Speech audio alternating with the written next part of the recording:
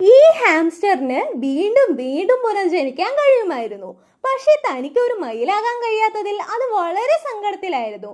തന്റെ തലയിലെ കൂർത്ത മുടി കണ്ടപ്പോൾ ഹാംസ്റ്ററിന് ഒരു ബുദ്ധി തോന്നി. അതൊരു മരക്കഷ്ണമെടുത്ത് കടിച്ചു മുറിച്ച് കൂർത്തതാക്കി നിലം മുഴുവൻ നിരത്തി. അതിനുശേഷം ഉയരത്തിൽ നിന്ന് താഴേക്ക് ചാടാനായിട്ട് അത് വേഗത്തിൽ ഗോവണി കയറി. യാഥാർത്ഥ്യത്തിൽ തുടക്കത്തിൽ ഇതൊരു ആത്മാവായിരുന്നു. സ്വർഗത്തിലൂടെ ട്രാൻസിറ്റ് സ്റ്റേഷനിലെ സ്ക്രീനിലൂടെ നീങ്ങുമ്പോൾ അത് മനോഹരമായിട്ടുള്ള ഒരു മയിലിനെ കണ്ടു. ആ മയിലിന്റെ ഭംഗിയിൽ ആകൃഷ്ടനായെങ്കിലും പുനർജന്മം തികച്ചും യാഥാർത്ഥ്യമായതുകൊണ്ട് മയിലാകാൻ ഭാഗ്യം ആവശ്യമായിരുന്നു. അങ്ങനെ അടുത്ത ജന്മത്തിൽ അതൊരു ഹാംസ്റ്ററായി തീർന്നു. അപ്പോഴാണ് അതിന്റെ ഒരു സുഹൃത്ത് അവിടെ പ്രത്യക്ഷപ്പെട്ട് തന്റെ മുൻജന്മാനുഭവം വിവരിച്ചത്. സുഹൃത്ത് കഴിഞ്ഞ ജന്മത്തിൽ ഒരു കടൽപ്പായലായിരുന്നുവെങ്കിലും എന്നാൽ അബദ്ധത്തിൽ കൂട്ടുകാരുമായിട്ട് പിണഞ്ഞുപോയി മരിച്ചുവെന്നും പറഞ്ഞു.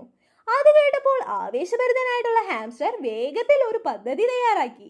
എന്നാൽ പുനർജനിക്കാനായിട്ട് ആ കൂർത്ത മരക്കഷ്ണങ്ങൾക്ക് മുകളിലേക്ക് ചാടാൻ ഒരുങ്ങിയപ്പോൾ ഒരു വെള്ളക്കെട്ടിൽ വഴുതി അത് ഗോവയിൽ നിന്ന് തെറിച്ച് കൂടിന്റെ വിടവിൽ കുടുങ്ങിപ്പോയി.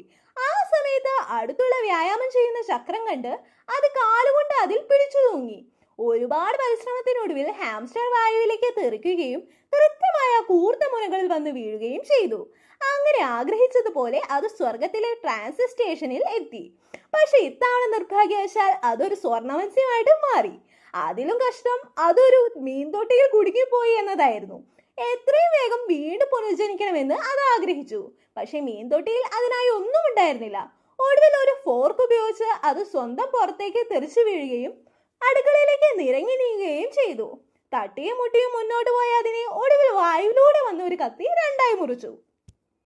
അങ്ങനെ വീണ്ടും ട്രാൻസിറ്റ് സ്റ്റേഷനിലെത്തിയ അത് വേഗത്തിൽ പുനർജനിക്കാനായിട്ട് ശ്രമിച്ചു. ഇത്തവണ അതൊരു കൊതുകായി മാറി. അത് അതിനെ വല്ലാതെ നിരാശനാക്കി. അതുകൊണ്ട് അത് മനഃപൂർവ്വം വേഗത്തിൽ വന്ന ഒരു ട്രക്കിന് നേരെ പറന്നു ചെന്നിടിച്ചു. ആവേശത്തോടെ തിരിച്ചെത്തിയപ്പോൾ സ്വർഗത്തിലെ നിയമങ്ങൾ ഗുരുതരമായി ലംഘിച്ചുവെന്ന് ഒരു മാലാഖ അതിന് മുന്നറിയിപ്പ് നൽകി. പക്ഷെ അതൊന്നും കാര്യമാക്കാതെ ഇത്തവണ അത് മയിലിനെ തന്നെ തിരഞ്ഞെടുത്തു. പുറപ്പെടാൻ തുടങ്ങിയപ്പോൾ മാലാഖ അതിനെ തടഞ്ഞു. രക്ഷപ്പെടാൻ ശ്രമിച്ചപ്പോൾ മാലാഖ ട്രാൻസിറ്റ് സ്റ്റേഷനിലെ വൈദ്യുതി പൂർണ്ണമായിട്ടും വിച്ഛേദിച്ചു.